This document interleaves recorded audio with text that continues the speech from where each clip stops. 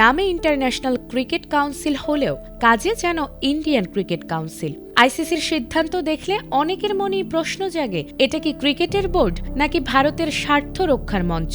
কেউ কেউ তো বলছেন দুবাইয়ের অফিস কি শুধু শোপিস, নাকি রিমোট কন্ট্রোলটা আসলে মুম্বাইয়ের কোনো এসি রুমে। চ্যাম্পিয়ন ট্রফি নিয়ে পাকিস্তান হাইব্রিড মডেলে নাকাল, আর বাংলাদেশ লড়ছে প্রাপ্য সম্মানের জন্য। আইসিসির এই দাদা ভক্তি কি তবে শুধুই ভালোবাসা, নাকি এর পেছনে রয়েছে স্বার্থ?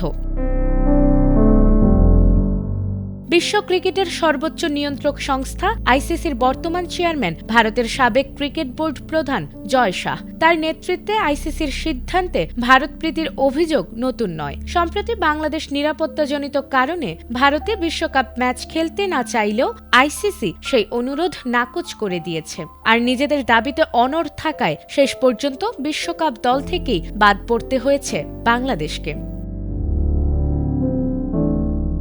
অথচ ভিন্ন চিত্র দেখা গেছে ভারতের ক্ষেত্রে। গত বছরের চ্যাম্পিয়ন্স ট্রফিতে পাকিস্তান যেতে রাজি না হওয়ায় ভারতের জন্য হাইব্রিড মডেল চালু করে সংযুক্ত আরব আমিরাতে খেলার ব্যবস্থা করে দিয়েছিল আইসিসি। একই দাবি জানানো হলেও বাংলাদেশের ক্ষেত্রে কেন এই বৈষম্য, সেই প্রশ্ন তুলেছে ক্রিকেট বিশ্ব। প্রতিবাদে পাকিস্তান ভারত ম্যাচ বয়কটের ঘোষণা দিলে উল্টো তাদের ওপর এসেছে নিষেধাজ্ঞার হুমকি।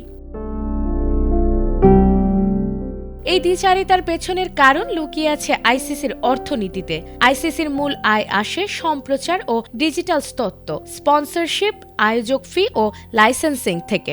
2024 থেকে 2027 চক্রে আইসিসির বার্ষিক নিট আয় প্রায় $60 কোটি পৌঁছাবে। এর 70 থেকে 80% আসে ভারতের বাজার থেকে। ফলাফলও স্পষ্ট, আইসিসির আয়ের 38.5% একাই পায় ভারতীয় বোর্ড, যা বছরে প্রায় $23 কোটি।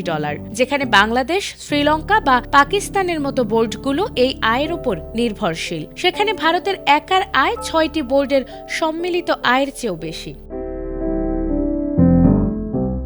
অর্থ যেখানে, প্রভাবও সেখানেই। এই বাস্তবতায় প্রশ্ন উঠছে, ভারতের প্রতি আইসিসির এই ঝোঁক কি বিশ্ব ক্রিকেটের ভারসাম্য নষ্ট করছে না? কারণ অর্থনীতির এই অসম খেলায় সবচেয়ে বড় ঝুঁকিতে পড়ছে মধ্যম ও ছোট ক্রিকেট জাতিগুলো। নাজমুন নাহার জান্নাত, এটিএন বাংলা।